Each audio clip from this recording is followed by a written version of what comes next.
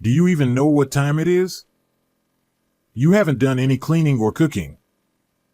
Just sleeping all day. What a life you have as a housewife. Robert grabbed my arm and forced me to stand up, slipping his arm under my armpit to lift me. In my dazed state, I tried to explain, "I'm not feeling well," but he dragged me down the stairs and ordered me to clean the wet entrance.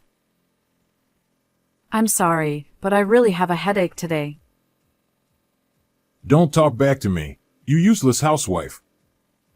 If you don't like it, leave. After leaving with the words, "I'm going out to eat," Robert drove away, and I started cleaning the wet entrance on all fours.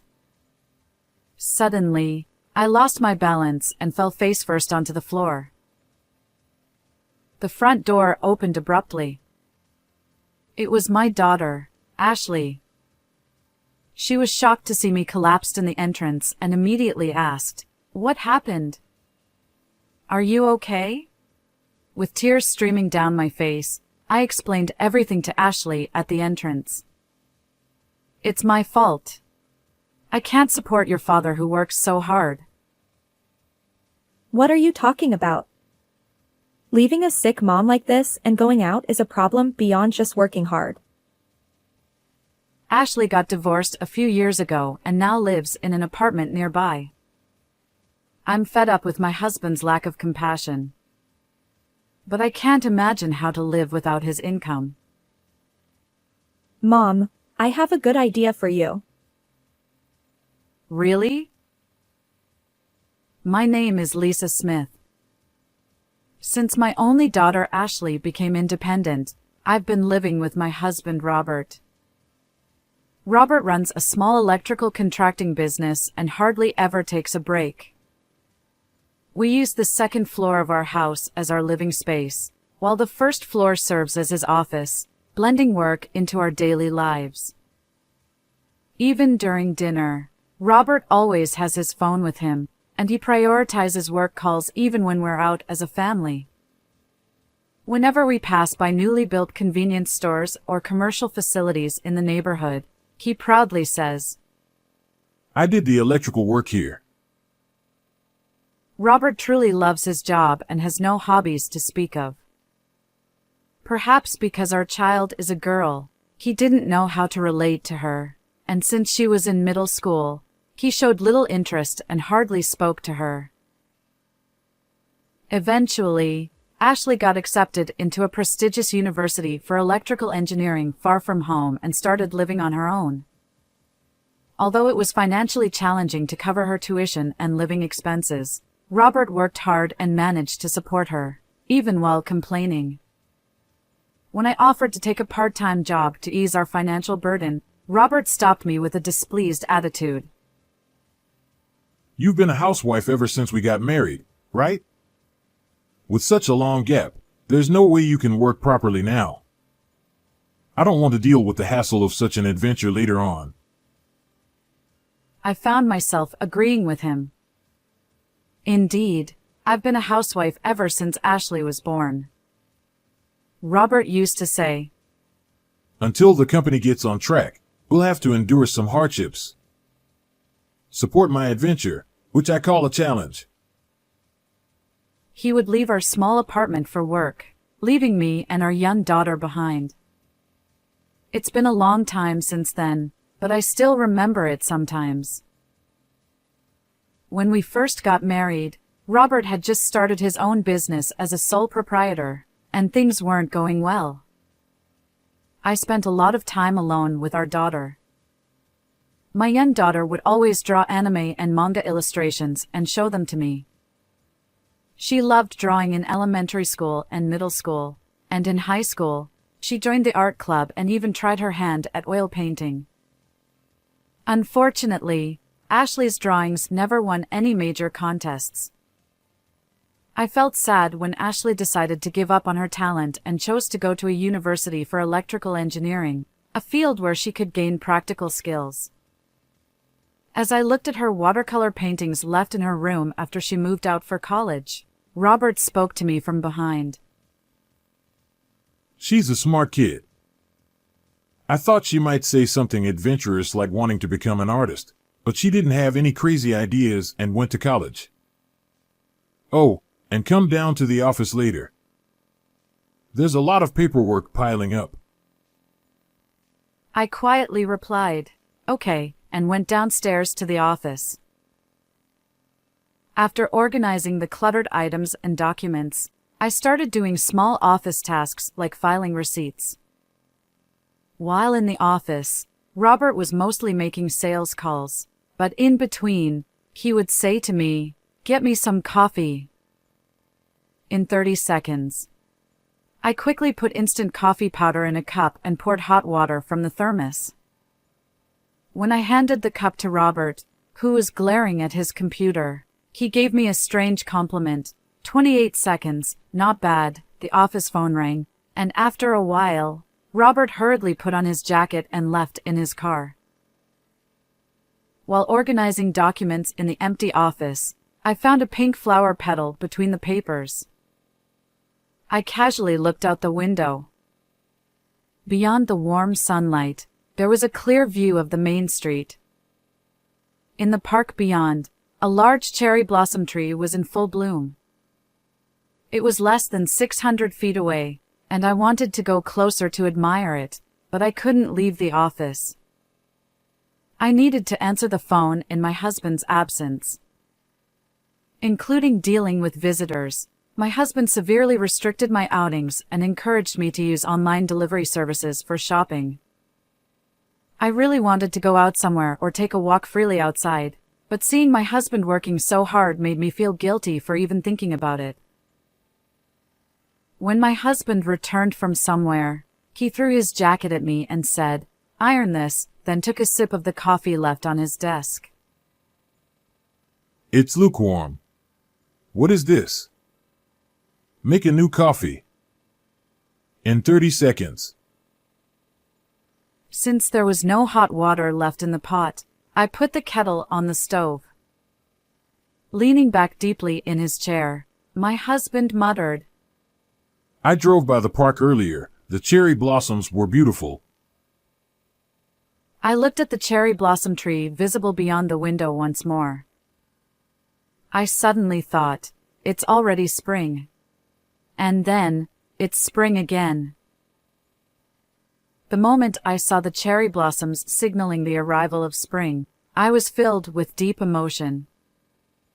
Just yesterday, it felt like winter with the cold air lingering. When I opened the window, the warm air flowed in, and I was struck by how quickly time passes, leaving me at a loss for words. Watching the cherry blossom petals dance in the wind far away, a sense of loneliness spread in my heart. Spring, a season that should be bright with my daughter's successful college admission and new life, only brought me sadness. It's been more than 30 seconds, you know? Thinking about the seasons that passed without feeling them, I felt helpless, but I handed the cup to my husband with a calm expression, saying, "Sorry." A few weeks later, when I casually looked out the window, the view had already become ordinary, and I continued organizing documents with an empty feeling. Such days continued for many years. The refreshing spring breeze and blooming cherry blossoms, the summer sunshine and cold ice cream, the autumn foliage and harvest season, and the winter snow scenery and warm hot pot dishes. Year after year, I spent my days busily. The word fulfilled became ambiguous, whether positive or negative, as I just lived each day desperately, and only when I closed my eyes at night in bed did I feel a deep sense of relief. Before I knew it, I was in my 50s. One day, it rained heavily. It wasn't the rainy season yet, but it had been raining continuously since morning. For some reason, I've always had migraines when it rains. That day, my head hurt so much that I decided to lie down in bed. I couldn't answer the phone calls coming into the office and just kept sleeping in bed. Eventually, a loud noise at the front door woke me up, but my body felt heavy, and I couldn't get up, so I kept my eyes closed. I heard my husband coming up the stairs from the front door, and he roughly opened the bedroom door where I was. Hey! What's going on here? I tried to respond, but my throat was clogged, and I started coughing. Then my husband forcefully pulled off my blanket and shouted again in a strong tone. Do you know what time it is? Cleaning, cooking. You're just sleeping soundly. What a nice life you have as a housewife. Wait a minute, my head hurts. If I have a headache, can I take a day off work? If I take a day off, who will earn the money? I can't take a break. So you shouldn't take a break for something like that. Your job is housework, right? My husband grabbed my arm and forcibly pulled me up, putting his arm under my armpit to make me stand. In my dazed state, I told him, I'm not feeling well, but he forcibly dragged me down the stairs and pointed to the front door. It's pouring outside, so the entrance is soaking wet, right? There was dirt on the stairs and in the living room too, so at least clean the floors.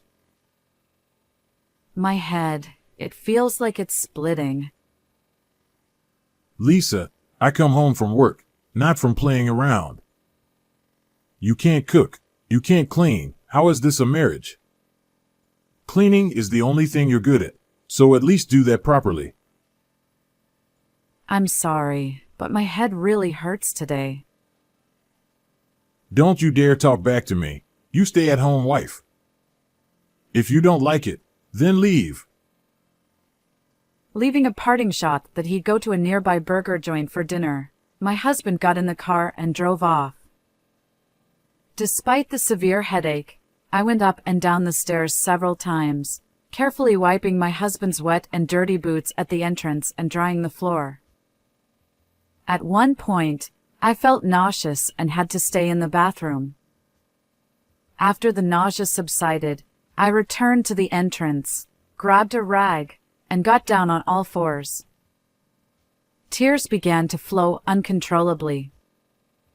Large tears fell onto the wet entrance floor, and as I instinctively covered my face with my left hand, I lost my balance and collapsed face first onto the entrance floor.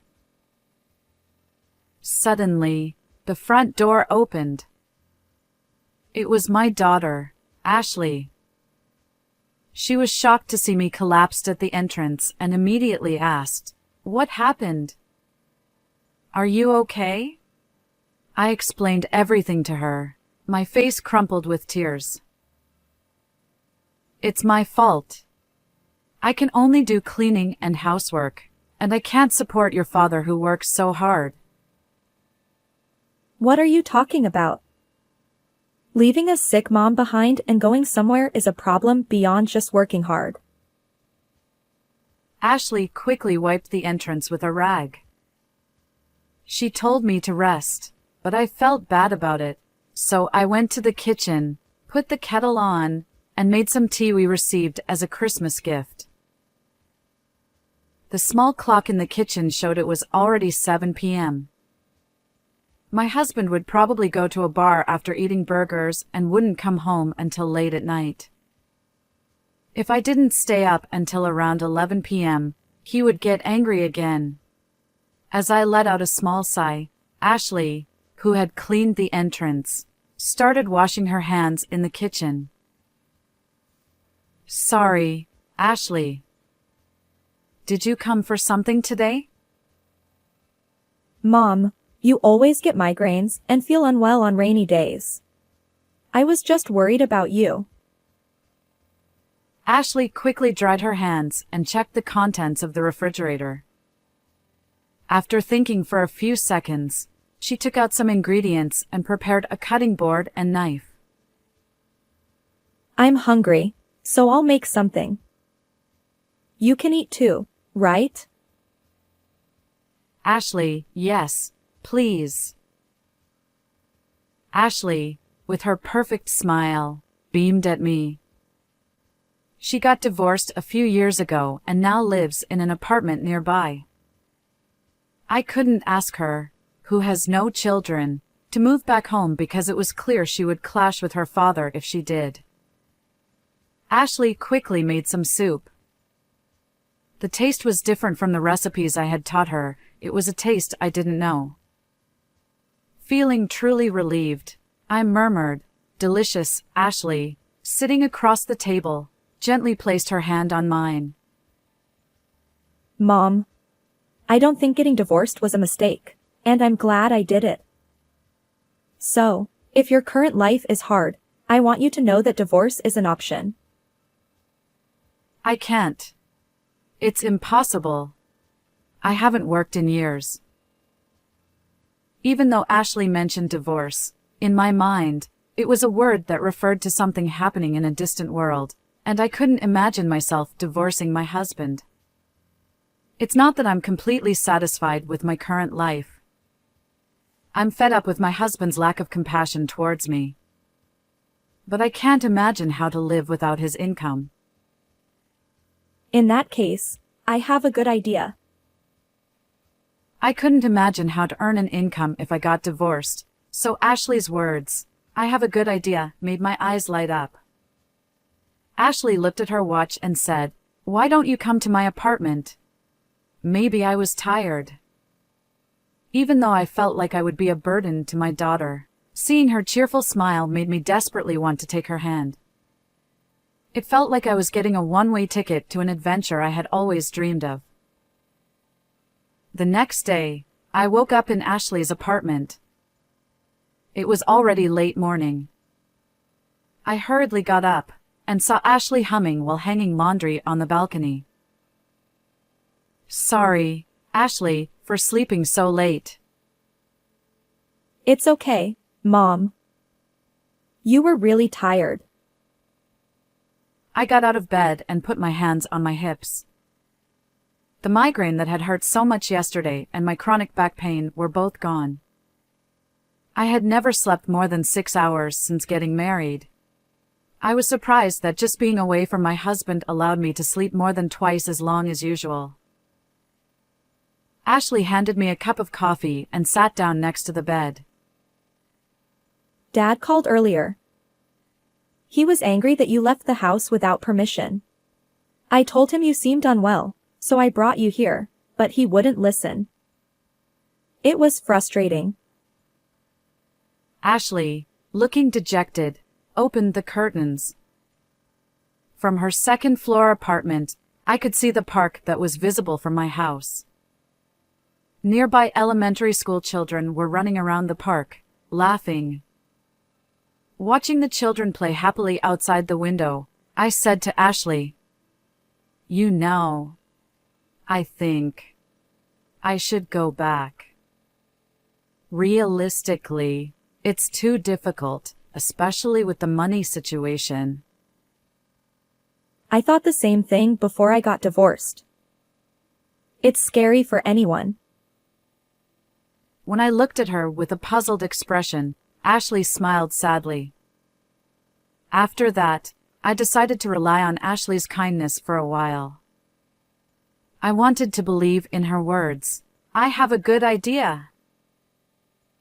A week passed. I took care of the household chores for Ashley, who worked from home as an illustrator. I had assumed she was working in the electrical field since she studied it in college, so I was surprised to learn that she earned her income through illustration. But the computer I use is an incredibly high-performance custom model.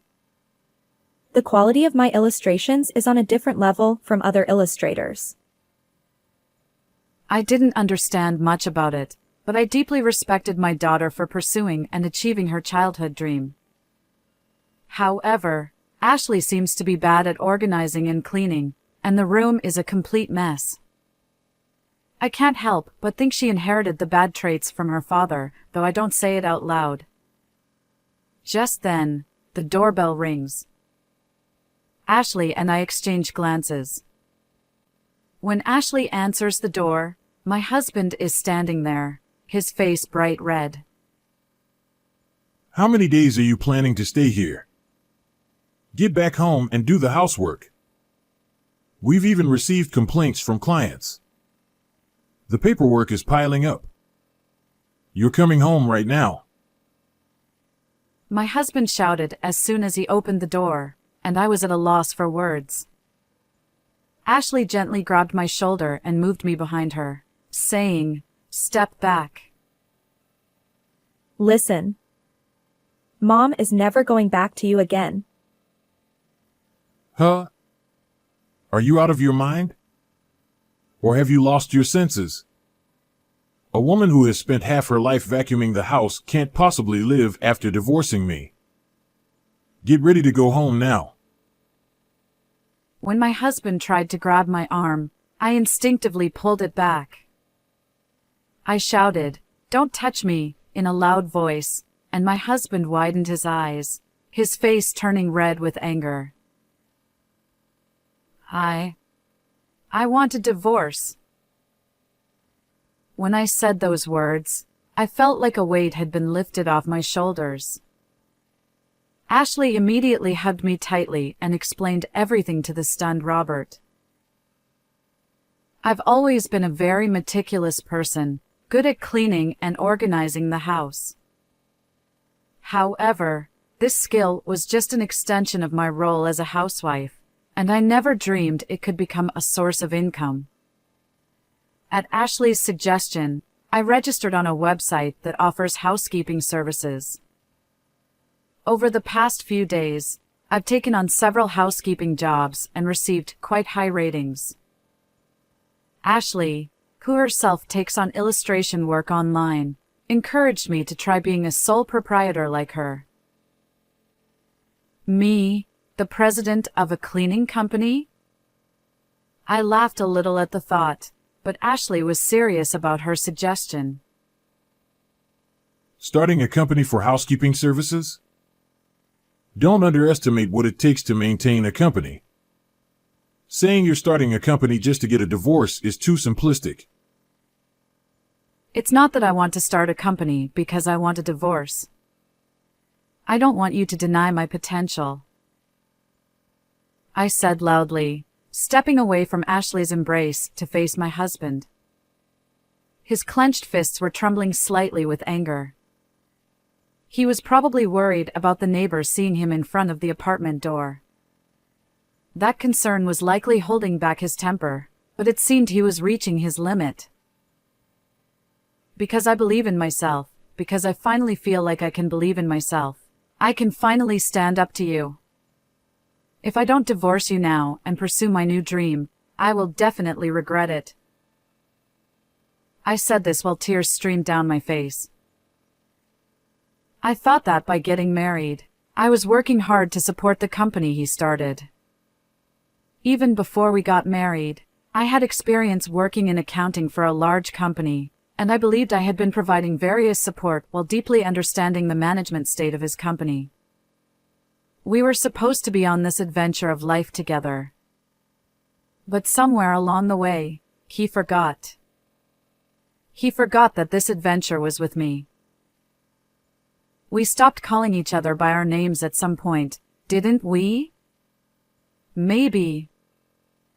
For a long time now. We haven't been a married couple, just business partners. Enough. Get back home and organize the documents. The office is. I calmly watched my husband as he yelled. I felt like I had said what I needed to say. He grabbed me by the collar and shouted something. All this time, in that cramped office with just the two of us, I thought he would understand someday. Someday. Even if it was just one blunt word, if he had just said thank you, that would have been enough for me. But now, I don't care about that anymore. I thought he might hit me. I was scared, but the thought of overcoming this ordeal and finding a new future for myself made my heart race with excitement. Despite the situation, I found myself laughing. My husband raised his fist to arm height. Was he going to hit me? I thought, but I was sure he wouldn't. If he were the kind of man who would actually hit me, I wouldn't have married him in the first place. He stood there, frozen with his fist raised, glaring at me with cold eyes. Eventually, perhaps a neighbor called the police, as a patrol car stopped nearby and several officers came running, restraining my husband. He didn't resist and quietly complied with the officers, but he kept glaring at me with resentment. I averted my gaze and looked at my hands. They were trembling. Ashley silently took my shaking hand and, with teary eyes, hugged me tightly. Mom, you were so cool. Tears were streaming down my face uncontrollably. I chuckled bitterly, thinking there's no way I looked cool like this. But I don't think he'll agree to the divorce. At those words, Ashley flashed a bright smile and pointed to the security camera installed right above the entrance. I don't think that camera was there before I started staying at Ashley's apartment. Ashley had been certain that if I stayed at her apartment, my husband would come to take me back within a few days. So, she had installed the camera to record and capture his usual behavior. Normally, home security cameras only capture video, but using her knowledge from studying electrical engineering, she had added an audio recording function as well. So, my husband's abusive words from earlier were all recorded. Ashley gave me a carefree smile, more genuine than ever. After the police incident and the footage from the security camera proved my husband's behavior as grounds for divorce, it took quite some time, but the divorce was finally finalized. Considering that my husband's business, which he ran alone, would likely struggle without me, I had already explained the situation and apologized to our regular clients who frequently gave us work. Since my husband caused this commotion while running his own business locally, his reputation plummeted. He couldn't handle the paperwork, accounting, or phone calls that I used to manage, and his business started to suffer. Despite repeatedly apologizing and explaining to our clients to prevent such an outcome, my husband's lack of composure affected not only me but also our clients, making it impossible to rectify the situation. I heard from neighbors that he now spends his days buying convenience store meals, looking disheveled. I've been living at Ashley's apartment for quite a long time now. The housekeeping jobs are coming in steadily, and I'm slowly but surely saving money. While starting a company in my name is still a bit in the future, Ashley and I are currently busy looking for a bigger apartment to live in together. As I look out at the park from the apartment window with a sense of calm, I wonder if I've ever had such a peaceful time in my life. Men who live alone become slovenly, while women who live alone flourish, I guess. What does that mean? My daughter, who was drawing an illustration on her computer, turned to face me. I sat by the window, feeling the soft breeze on my cheek. Outside the window, the cherry blossoms were in full bloom. Many people had gathered in the park to see the large, pink double cherry blossoms, creating a lively atmosphere. Instead of just drawing illustrations at home, let's go see the cherry blossoms. No way. You can see the cherry blossoms from the window. The image Ashley was drawing on her tablet was displayed on the computer screen. It showed the back view of a young woman and a little girl looking up at the cherry blossoms. As I absent-mindedly admired the beautiful digital art she was creating, Ashley said with an embarrassed smile, It's kind of embarrassing. This illustration will be the cover of a novel that's coming out soon. Wow. You get those kinds of requests too. What's the concept behind it? Ashley continued to talk without stopping her drawing. She explained that it depicted a scene of a little girl looking up at the cherry blossoms with her mother in the park. Don't you remember? A long time ago, you and I went to that park to see the cherry blossoms together. Ashley stopped drawing and looked straight at me. I fell silent with my lips slightly parted and quietly said, "I don't remember." There was a few seconds of silence. Ashley turned off her computer, took out a jacket from the closet, and handed one to me and one for herself. Well then, let's go see the cherry blossoms. I gently draped the light beige cardigan she handed me over my shoulders. The cherry blossoms in the park, which once felt so distant, now feel very close. The changing seasons, which I had failed to notice before, now seem so beautiful. From now on, I will surely continue to cherish the daily joys that I couldn't remember before. How did you like this story? Please don't forget to subscribe to the channel. See you in the next video.